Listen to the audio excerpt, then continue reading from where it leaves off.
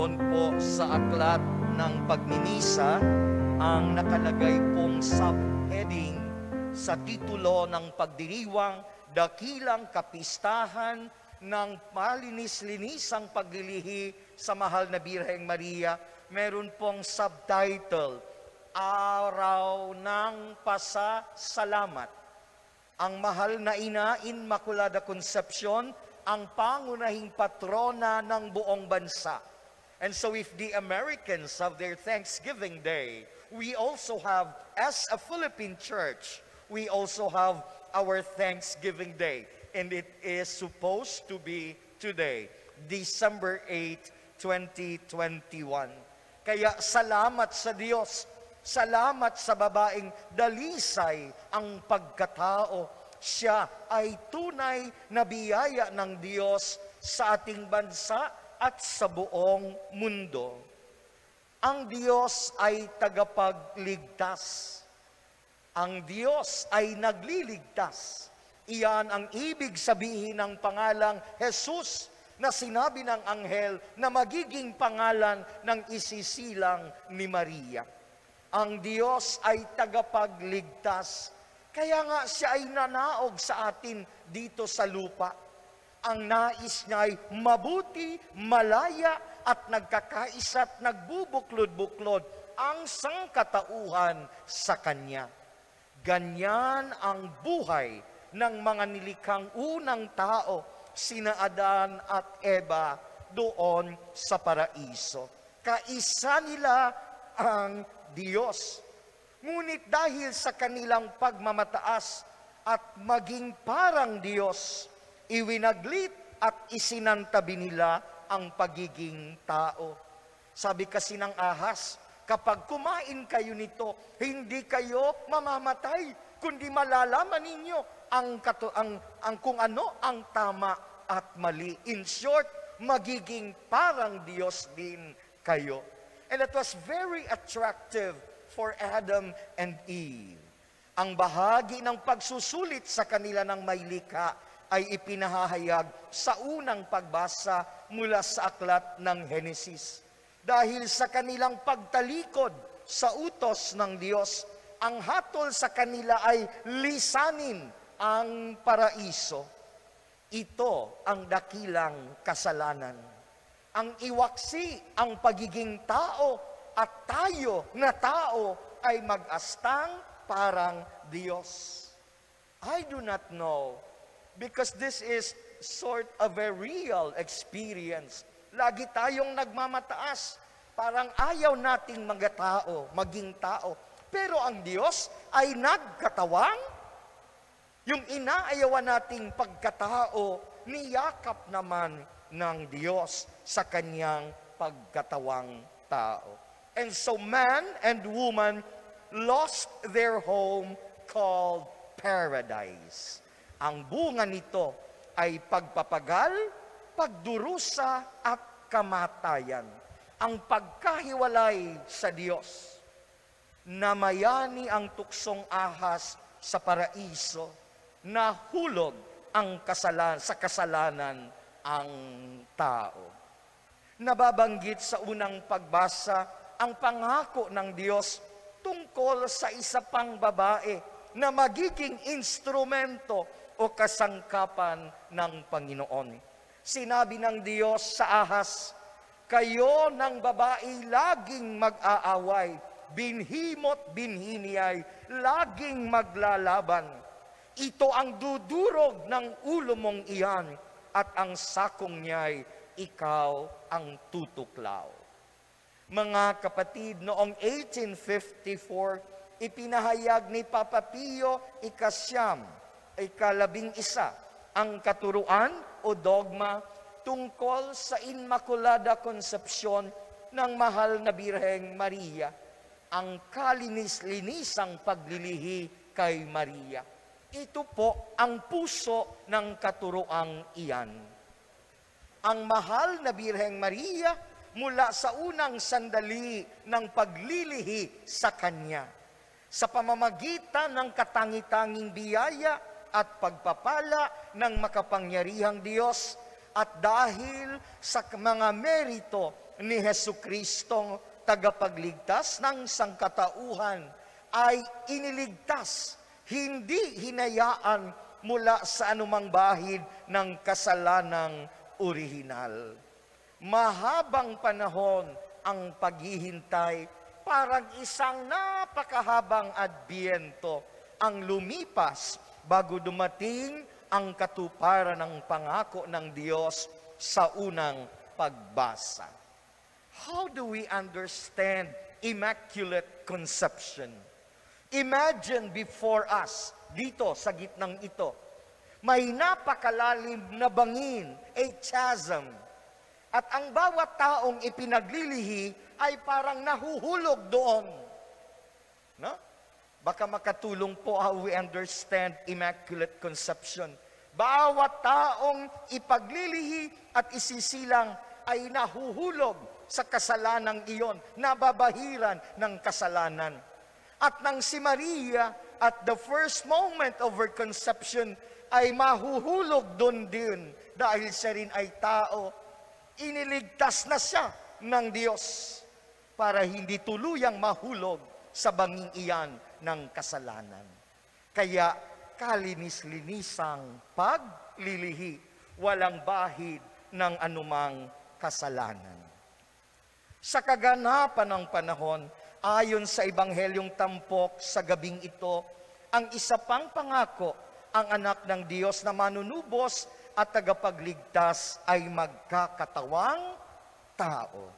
Ang babaeng pinagpala at pinagkalooban ng katangi-tanging biyaya na ipaglihing walang bahid ng kasalanan ay dinalaw at binati ng Anghel Gabriel. Sabi ng anghel, "Matuwa ka, ikaw ay kalugod-lugod sa Diyos, sumasa iyo ang Panginoon." At ang pangalan ng babae ay Maria. At inilihad ng anghel ang kanyang dalang mabuting balita, "Makinig ka, ikaw ay maglilihi at manganganak ng isang lalaki, at siya'y tatawagin mong Jesus. Magiging dakila siya at tatawaging anak ng kataas-taasan." Malinaw, mga kapatid, ang layunin ng Diyos kung bakit ipinagkaloob kay Maria ang katangi-tanging biyaya na siya ay ipaglihi ng kalinis-linisan upang siya ay maging ina ng anak ng Diyos. Kaya ipinagkaloob ang dakilang biyaya dahil magiging kasangkapan si Maria sa katuparan at kaganapan ng gawaing pagliligtas ng Diyos, na ang puso, ang rurok, ang tugatog ay ang pagliligtas sa pamamagitan ng pagpapakasakit, pagkamatay, at muling pagkabuhay ng Panginoong Jesus. But before all these things happen, the Son of God is to be born and to be made flesh.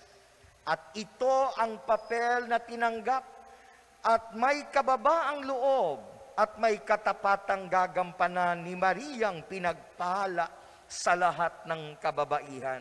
Ganito ang tugon ni Maria sa anghel ng Diyos, "Ako'y alipin ng Panginoon. Mangyari sa akin ang iyong sinabi." Ang kabanal-banalang anak ng Diyos ay marapat din na ipaglihi sapagkat magiging tao. Kailangan ding ipaglihi ng sinapupunang pinaging banal, kalinis-linisan at dalisay. At wala ng ibang sinapupunan iyan, kundi ang sinapupunan ni Maria. Ang babaeng kasama ni Adan sa unang pagbasa ay tinawag niyang Eva, sapagkat ito ang ina ng sangkatauhan, the mother of all the living. But Adam and Eve's unfaithfulness brought death to all of humanity. In her life, Mary is not only the mother of Jesus, she is not only the mother of the Son of God, Si Maria ang tunay na ina ng sangkatauhan. At dahil siya ay ina ng lahat ng tao, tayong lahat ay magkakapatid. We are all brothers and sisters. This is what and who we are for God and for one another. The church is preparing for the synod on synodality. And this is what the core message and purpose of the synod on synodality, na maikintal na muli sa ating isipan, sa ating diwa at kamalayan, ang diwa ng kapatiran, ng pagmamalasakitan, na tayo bilang simbahan ay maglalakbay ng sama-sama. Naglalakbay nga ba tayong sama-sama dito sa ating parokya? O baka meron tayong mga kasama sa parokya, sa sambayanan, na nakakaligtaan natin. And so this feast, this great feast, this solemnity is a reminder that Mary, being the mother of all humanity, makes us brothers and sisters. At ang magkakapatid, hindi naglalamangan, hindi nagsasamantalahan, hindi nag-uunahan, kundi sabay-sabay na naglalakbay. Sa araw na ito ay pagsasara din ng taon ni San Jose. Today we close the year of Saint Joseph. If we look at him, he also listened to the same angel who visited Mary. Ano ho? Hindi rin siya nang iwan dahil nakinig sa salita ng Diyos sa pamamagitan ng anghel.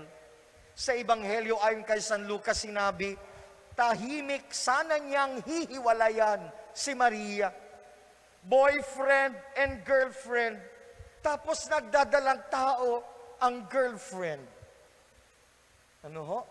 And so to save face and to save Mary from disgrace, Joseph decided to silently iwanan na si Maria. Pero napakita sa kanyang panaginip ang anghel ng Diyos. And the plan of God was revealed to him. Pwede na sanang iniwanan ni Jose si Maria, but he stayed and remained. Sabi ng Ebanghelyo, tuluyan niyang pinakasalan si Maria. Salamat sa pananatili. Salamat sa hindi pag-iwan. Kaya buo ang mag-anak. Jesus, Maria, at Jose. Again, the picture of the Holy Family tells us that we all belong to this family of Jesus, Mary, and Joseph. At ang magkakapamilya, laging nagsasama-sama, nagbubuklod, at sama-sama ring tinatahak ang buhay. Tulungan nawa tayo ni Maria at ni Jose. Bago matapos ang pagmimisa, ating itatalaga ang bawat pamilya sa pangangalaga ni Senyor San Jose, upang katulad ng kanyang pangangalaga kay Maria at Jose, ang mga tatay ng lipunan, pati na ang buong pamilya, ay pagpalain din ng Diyos. Gayon din naman, itatalaga natin, we will consecrate our country and all our brothers and sisters, Filipino brothers and sisters, in the care and intercession of Mary, Mother of Jesus, who had been conceived without sin. At sana ang kadalisayan ni Maria ay mamayani din sa bawat isa.